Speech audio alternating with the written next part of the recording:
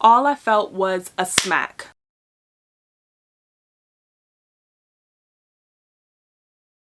Hey crew, welcome back to my channel for another flight attendant video. For those of you who are new, my name is Bridget. I'm a New York City based flight attendant and I vlog my life as a flight attendant.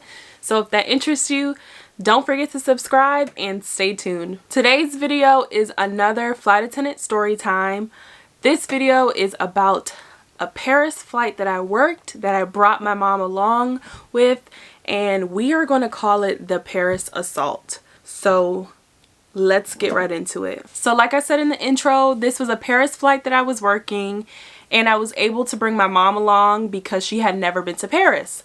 So another fun fact about this trip was that I was also working with one of my classmates, and she also brought her mom on the trip. So at this point of the flight, we had done our service, we picked up everything, and it's basically the cruising point where, people want to sleep, the lights are low, the first half of the crew goes on their crew rest, and I was in the second break, so I was up throughout this time.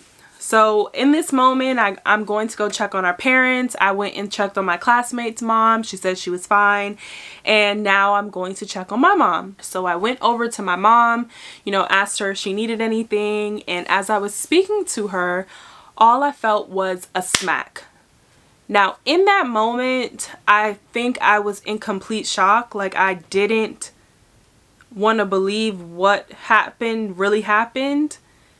And mid-sentence, I'm speaking to my mom. I get up. I turn around to see who just smacked me on my butt. And it is the passenger sitting in the same row as my mom, in the two seats on the opposite side. So I turned around and I was like, don't you ever put your hands on me. And something made me look down, and I saw my wings, and I was like, Bridget, you need to keep it together. As I'm telling him, don't touch me, he's like, I need white wine. What? Bro, what are you talking about, man? I think that statement made my blood boil even more, and I just walked off. I walked to the back alley, and as I was walking to the back alley, the flight attendant that was standing in the galley noticed my face and was like, is everything okay? And I told her, this passenger just smacked me on my butt, and when I went to tell him, do not touch me like that, he is demanding white wine. And she's like, no. So as I'm telling her this man is now stumbling to the back of the aircraft, and he's like, where's my white wine? I need wine. And the flight attendant's like, you're not getting any more to drink. I need you to sit down. He's like, well, give me beer. She's like, sir, you're cut off. We can give you water. Other than that, I need you to sit down. So he started to get loud. He's slurring his words, saying, he's a part of the loyalty program of my airline, and that he needs the alcohol, and basically going over and over that he wants alcohol. And she's stern, but she's professional, and is like, you need to sit down. You are not getting any more alcohol, or we will be calling the captain, basically. So he finally goes back to his seat. Throughout this whole situation, the service leader who is in charge of the main cabin comes to the back, and he's like, is everything okay? I saw you guys speaking to this gentleman for a while. Like, what's going on? And the flight attendant that I was speaking to told the service leader, like, this passenger just slapped her on her butt and is demanding alcohol. And he's like, oh no, that's unacceptable. They all knew that I was new, and they were concerned and upset by his behavior, just as I was. And the service leader was like, this is not going to be tolerated. I'm calling the pilots, and I'm going to let them know the situation. So the service leader calls the flight deck, and he tells them the situation, and they ultimately decide to wake the captain up out of his sleep, which is something that you really don't do unless it's an emergency or a serious situation. So they wake him up. He comes upstairs. He is furious. Not that they woke him up, but just the situation in general. He goes and speaks to the passenger and is like, you never put your hands on any of the flight attendants on these flights. That's a federal offense.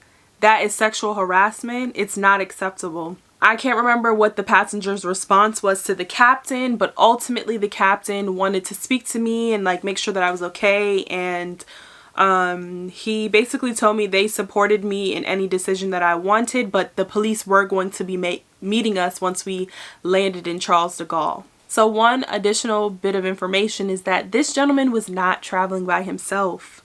He was on his honeymoon with his wife, who he was sitting next to, who was passed out from the excessive drinking that took place between them, probably prior to getting on the aircraft and throughout our flight.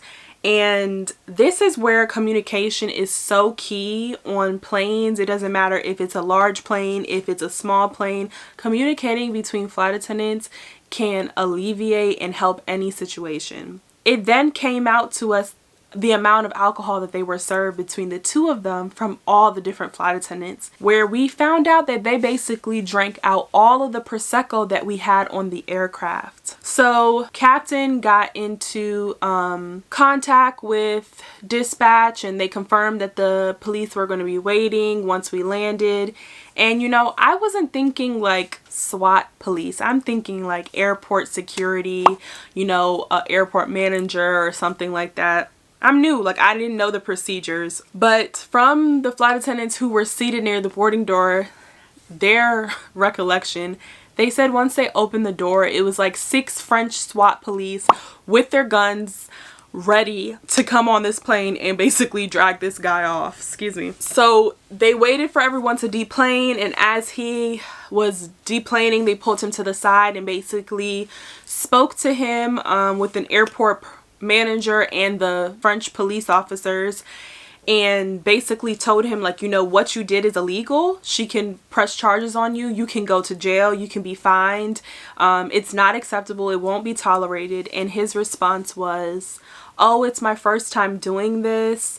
I work for UPS and I'm basically a loyalty member of the airline. His whole statement didn't make sense to me at all. Like, I'm not sure why any of that information justified his actions, but they basically told him that he wasn't welcome to fly the airline back to the US once he was finished with his honeymoon. And while the police are speaking to him, his wife is at a complete loss because she was asleep throughout the whole situation. So they come to me and they're like, you know, we support whatever decision you decide to make. You can press charges. With doing that, you will have to go to a French police station. And the only thing is, they cannot guarantee that the police officers will speak English. And while I had all intent to press charges, I did not feel comfortable going to a police station by myself and ultimately not speaking the language fluently. I did, fun fact, take French throughout all of middle school and high school, but to hold a conversation, it's not there anymore. So I made the decision that I was not going to press charges, but they did assure me that all of this would be put into his passenger record, and that he was not allowed to fly back on us. So if you remember in the beginning of the story, I was speaking to my mom when all of this happened, and I just turned around and walked away. Like, I didn't even go back and talk to her and let her know what happened. So she was so clueless. When the flight was over, she was like, what happened? Like, are you okay? You just walked away. And I had to then tell her the story of what happened. And she's like, are you kidding? Like, I've been sitting across from this guy this whole time. I figured it had something to do with him, but I didn't know what extent it was because you said something to him and then you walked away and you never came back. So yes, other than that situation on the flight to Paris, I enjoyed the layover. My mother enjoyed the layover. We got to sightsee. She got to see the Eiffel Tower for the first time. It was also my first time seeing it because the time prior that I went to Paris, I didn't sightsee. It was a wonderful experience in Paris. To get there was interesting, but once we got there, it was fun. And then the flight back was interesting as well, but there was no assaults. I'll just say that. So that's the end of my story time for you guys. I hope you enjoyed it. Comment down below what you would have done in this situation. Thank you guys for watching this video. I hope you enjoyed this flight attendant story time, and I will see you in my next one. Stay safe and see you soon.